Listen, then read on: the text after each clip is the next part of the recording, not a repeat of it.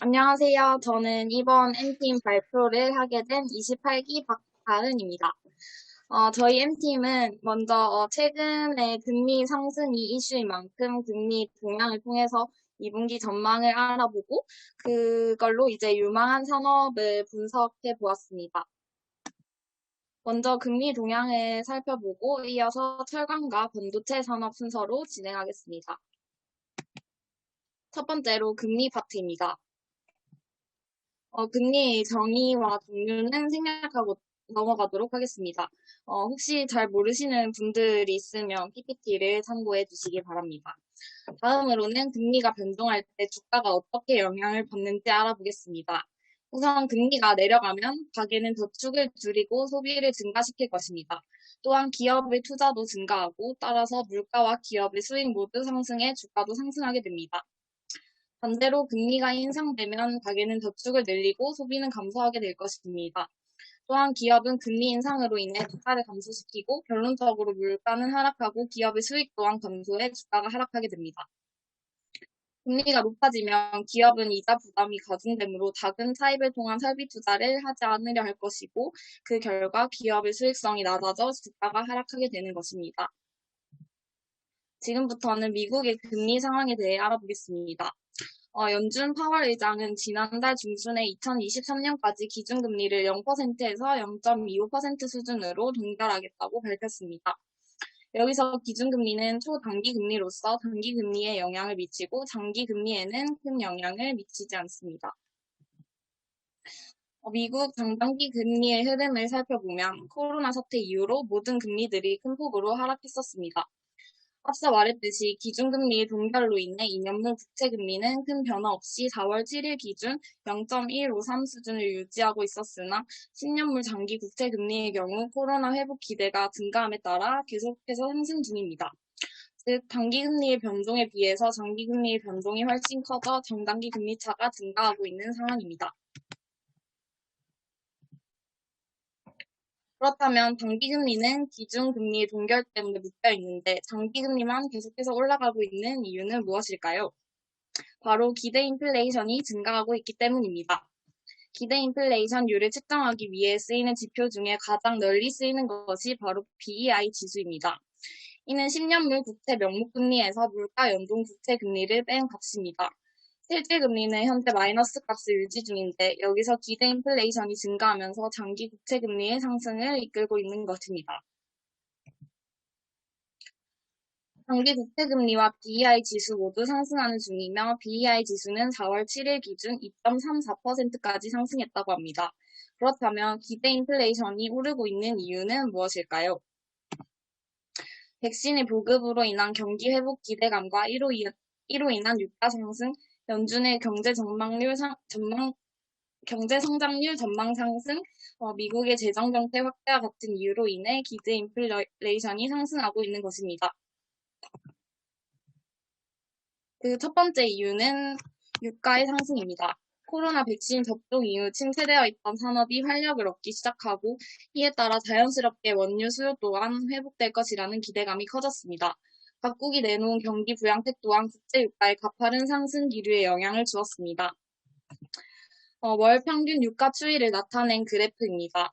2020년 4월 이후 계속해서 증가하는 추세를 보이고 있는 것을 알 수 있습니다. 두 번째 이유는 연준이 지난 3월 FOMC에서 긍정적인 전망을 내비친 것입니다. 아래의 저측 그래프를 보시면 연준이 지난 경제 성장률 전망치를 지난해 12월 예측치인 4.2%를 크게 웃도는 6.5%로 상향 조정했으며 우측 그래프에서 보시다시피 물가 상승률 또한 2%를 상회할 것이라고 전망했습니다. 세 번째는 미국의 대규모 부양책입니다. 이번 부양책들을 보시면 인프라 투자의 비중이 굉장히 높은데 인프라 투자는 고용 창출과 직결되어서 고용과 소득이 늘어나기 때문에 인플레이션 기대가 오르는 요인으로 볼 수 있습니다. 금리 변동과 가치주 사이의 관계를 알아보기 위해서 1991년부터 현재까지 10년물 국채 금리의 변동과 가치주 대비 성장주의 추이를 그래프로 나타낸 것입니다. 보시면 대체적으로는 금리가 하락할 때 가치주 대비 성장주의 그래프가 상승하고 있고 반대로 금리가 상승할 때는 가치주 대비 성장주의 그래프가 하락하고 있는 것을 알 수 있습니다. 성장주의 경우 부채 비율이 높기 때문에 금리가 상승하면 리스크도 함께 증가합니다. 쉽게 말하면 성장주의 경우 현재 가치가 미래 가치를 선반영하기 때문에 금리가 올라가면 현재 가치를 입증하기 어려워지는 것입니다. 즉, 성장주는 할인율의 영향을 많이 받는 만큼 금리 상승에도 취약하다고 볼 수 있습니다. 그래서 저희는 금리 상승 시에 성장주와 가치주의 동향을 알아보기 위해 성장주와 가치주 각각을 추종하는 4가지 ETF를 선정해 그래프를 도출해 보았습니다. 그 결과 금리 상승으로 인해 성장주의 리스크가 커짐에 따라 가치주는 꾸준하게 성장하고 있는 반면 성장주는 큰 폭으로 하락하고 있는 것을 알 수 있었습니다. 따라서 저희는 기대 인플레이션의 증가로 인해 장기 국채 금리가 한동안은 올라갈 것이고 2분기에는 철강, 선박, 건설 등과 같이 경기 민감주, 즉 가치주에 주목해야 한다는 결론을 내렸습니다. 앞선 금리 동향 분석을 통해 선정한 올 2분기 유망 산업은 바로 철강 산업입니다. 저희는 철강 산업의 턴어라운드를 전망하며 수요, 공급, 가격 측면을 각각 분석하고 이를 통해 유망한 기업을 추려냈습니다. 첫 번째로 경기 지표를 통해 철강 산업의 전망을 알아보겠습니다. 우선 기업체가 느끼는 체감 경기를 지수로 나타낸 제조업 DSI 지수는 2011년 7월 이후 가장 높은 수준으로 올라왔습니다. 특히 그 중에서 철강 제품 가격이 오르면서 1차 금속 부문이 가장 높은 증가세를 보이고 있습니다. 이를 통해 제조업의 경기가 확장되고 있으며 그 중에서도 철강 산업의 성장세가 가장 높음을 알 수 있습니다. 다음으로 제조업 BSI 지수와 더불어 이를 보완해줄 수 있는 PMI 지수를 살펴보겠습니다. 지난 3월 PMI 지수는 제조업 경기 확장을 의미하는 기준치인 50을 크게 상회하며 지속적으로 상승하는 추세를 보이고 있습니다. 이 두 지표를 통해서 글로벌 제조업의 경기가 좋아지고 있으며 한국에서는 특히 철강 업종이 가장 높은 성장세를 보이고 있음을 알 수 있습니다. 제조업 경기 지표가 크게 상향되고 있는 그 이유는 무엇일까요? 바로 앞서 말씀드렸듯이 글로벌 경기 부양책에 따른 것입니다. 금리 파트에서도 언급을 했었는데 미국은 대규모의 인프라 투자 계획을 발표했고 인도 역시 인프라 투자 방안을 발표했으며 도로와 철도 인프라 분야에 각각 18조 원, 16조 원의 예산을 편성했다고 합니다.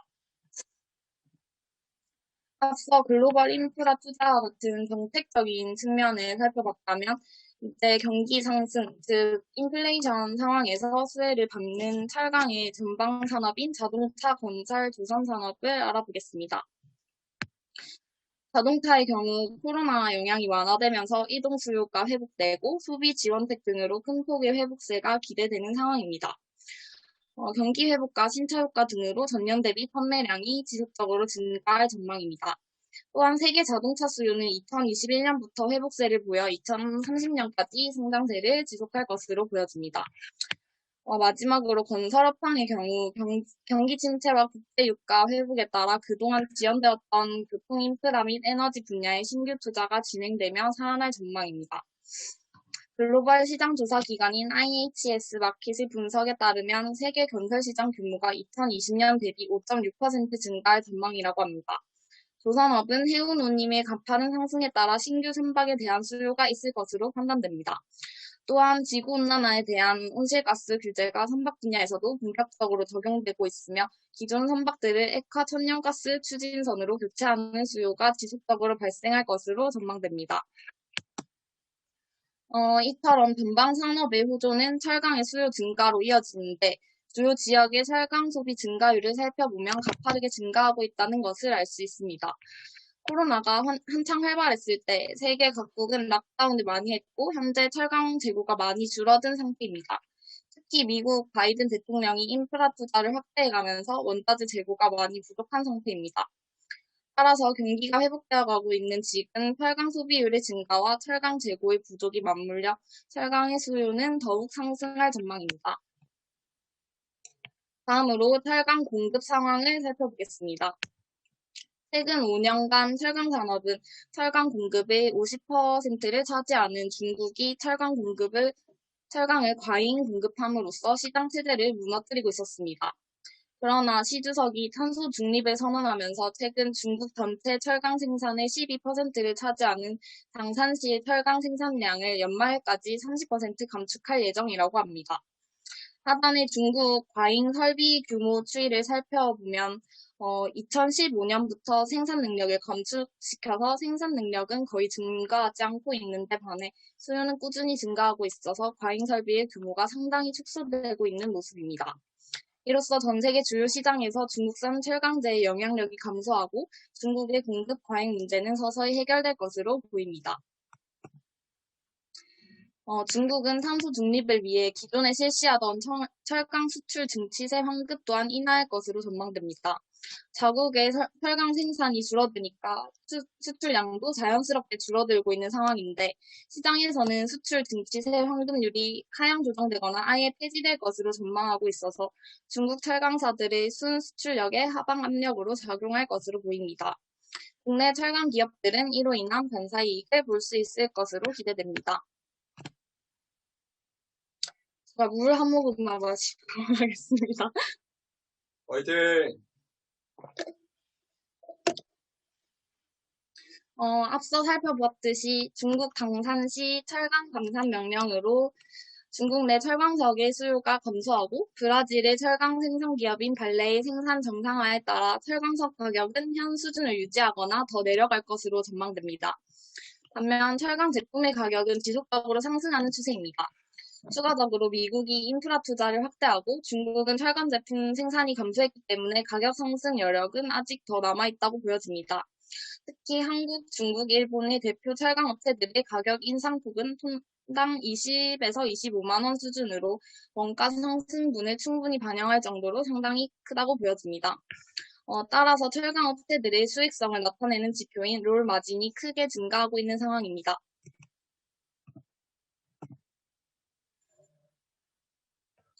지금까지는 철강 산업의 업황을 알아보았습니다. 그렇다면 철강 산업이 턴어라운드하는 과정 속에 가장 매력 있는 기업은 어디일까요? 시총 5천억 이상인 철강 피어 그룹 중에 주어진 자본으로 가장 효율적으로 이익을 창출하는 기업을 찾기 위해 ROE 지표를 참고했습니다. 2021년 포스코와 동국제강이 6%대의 ROE를 전망하며 다른 피어 그룹 대비 매력적으로 보였습니다. 이후 주가 순자산 비율인 PBR을 살펴보았는데 PBR 기준 포스코가 더 저평가되어 있었기 때문에 포스코를 추천하며 분석해 보았습니다. 왼쪽 그래프를 보시면 포스코의 영업이익 및 당기순이익이 점차 회복해 나가는 추세임을 알 수 있습니다. 이는 철강 경기가 좋았던 2018년과 유사한 수치의 것으로 보입니다. 특히 이익률이 크게 개선되는 모습을 볼 수 있는데 앞서 살펴봤듯이 수요는 증가하는데 공급은 제한되어 있어 철강 제품의 가격이 지속적으로 증가하고 있기 때문입니다.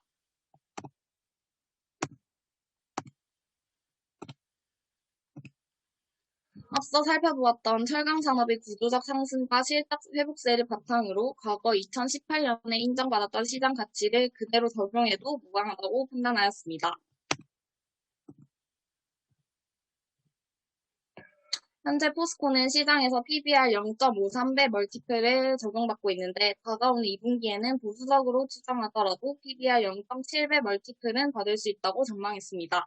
따라서 포스코의 가치는 2021년 예상 BPS에서 타겟 PBR 0.7배를 적용할 경우 32%의 업사이드는 충분히 가능할 것으로 추정됩니다.